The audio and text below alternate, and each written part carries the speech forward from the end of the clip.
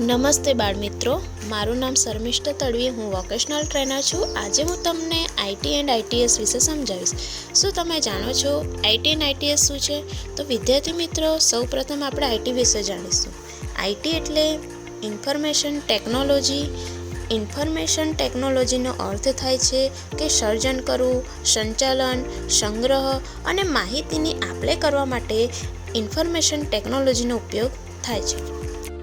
આઈટીમાં માહિતી સાથે કામ પૂરું કરવા માટે ઉપયોગમાં લેવાતી તમામ પ્રકારની ટેકનોલોજીનો સમાવેશ થાય છે, જેમ કે કોમ્પ્યુટર હાર્ડવેર, માહિતીનું નિર્માણ કરવું, માહિતીનો સંગ્રહ કરવા અને માહિતીની આપ-લે કરવા વપરાતી સોફ્ટવેર ટેકનોલોજી કોમ્પ્યુટર ડેટાને ઇનપુટ તરીકે લે છે અને તેના પર પ્રક્રિયા કરી તેનું પરિણામ આવે છે. આઈટી એ વ્યવસાય માટેનો સારો ઇન્ટિગ્રેટેડ એટલે કે એક એકીકૃત ભાગ છે. વ્યવસાયને આઈટીથી ઘણા ફાયદા છે, જેમ કે સંભવિત ગ્રાહકો સાથે વ્યવસાયિક સંબંધો વિકસાવવામાં, કાર્યક્ષમતા સુધારવામાં, નફો વધારવામાં, સારી રીતે વ્યવસાયને ગ્રાહકો સાથે સંબંધ સુધારીને વ્યવસાયને વધુ સારી રીતે માર્ગદર્શન આપવાની સગવડ આપે છે. તો વિદ્યાર્થી મિત્રો, આઈટી એટલે શું? આઈટી વિશે તમને સમજાઈ ગયું હશે. આપણે જોઈશું આઈટીઈએસ, ઇન્ફોર્મેશન ટેકનોલોજી એનેબલ સર્વિસ. એનો અર્થ શું થાય છે એના વિશે આપણે જાણીશું. નામ પ્રમાણે જોઈએ તો માહિતી ટેકનોલોજીના ઉપયોગ દ્વારા સક્ષમ સેવાઓને આઈટીએસ કહી શકાય. આ સેવાઓ સંસ્થાની કાર્યક્ષમતામાં સુધારો કરે છે અને ખર્ચ ઘટાડવામાં મદદ કરે છે. સરળ શબ્દોમાં આપણે કહીએ તો આઈટીએસ એક પ્રકારની આઉટસોર્સ સેવાઓ છે. કેવી સેવાઓ છે? આઉટસોર્સ સેવાઓ છે, જેમાં આઈટીનો ઉપયોગ થાય છે. આ માનવ સંસાધનો, વીમો, નાણાકીય અને બેન્કિંગ, ટેલિકોમ્યુનિકેશન સેવાઓ વગેરે હોઈ શકે. ઉદાહરણ તરીકે આપણે જોઈએ તો એક નાનકડા બિઝનેસની વાત કરીએ, એક નાનકડી દુકાનની વાત કરીએ તો ત્યાં પણ તમને કોમ્પ્યુટર, લેપટોપ, પીસી કે મોબાઈલ ફોન ડિવાઇસ જેવું જોવા મળે છે. તો તેના થ્રુ તમે શોપકીપર એટલે કે દુકાનદાર હોય છે તે ડેટાને મેન્ટેન એટલે કે જાળવી રાખવાનો જાળવી રાખે છે અને બધી જ માહિતી એટલે કે બધી ઇન્ફોર્મેશન જે હોય છે એનો સંગ્રહ કરતા હોય છે. બિલિંગ વગેરે જેવું કામ હોય છે.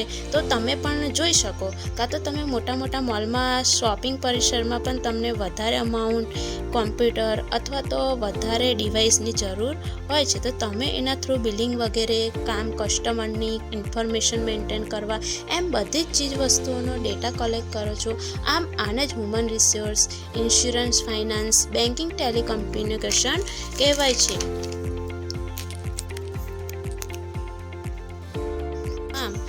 તમારા રોજિંદા જીવનમાં તમને મળતા આઈટીએસની સૌથી સામાન્ય ઉદાહરણો જેમ કે call centre, back office, content development અને લોજિસ્ટિક મેનેજમેન્ટ.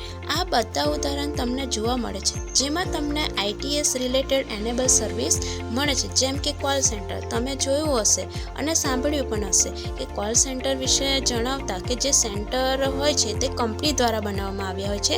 તે સેન્ટર બેઝિકલી કોઈ પણ કોમ્પ્યુટર હોય કાં તો કોઈ માણસો દ્વારા ચલાવવામાં આવતા હોય છે. તેના દ્વારા કોમ્પ્યુટરની મદદથી તમારા કસ્ટમરની મદદ કરતા હોય છે. કસ્ટમર ગ્રાહકને કોઈ પણ ક્વેરી હોય તો તેને સોલ્વ કરતા હોય છે. વિદ્યાર્થી મિત્રો, હવે તમને સમજાઈ ગયું હશે આઈટીએસ વિશે. Business process outsourcing. Business process outsourcing એક એવી પ્રથા છે જેમાં કોઈ વ્યવસાયના એક ભાગને બીજી સંસ્થાને આઉટસોર્સ કરવામાં આવે છે, જે આ પ્રકારની પ્રક્રિયાઓને હેન્ડલ કરવામાં નિષ્ણાત હોય છે.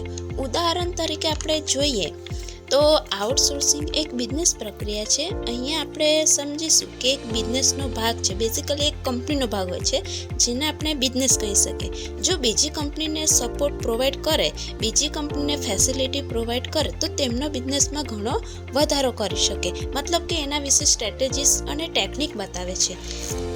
આમ આ બંને સંગઠનો વિશ્વના સંપૂર્ણપણે અલગ ભાગોમાં હોઈ શકે છે. ભારતમાં બીપીઓ ઉદ્યોગ ખૂબ જ સંગઠિત છે અને તેવું જ અહીં વિવિધ પ્રકારની નોકરીઓ આઉટસોર્સ કરવામાં આવે છે. તમને બધાને ખબર છે કે બધી જ નોકરીઓ હમણાં આઉટસોર્સ દ્વારા જ કરવામાં આવતી હોય છે.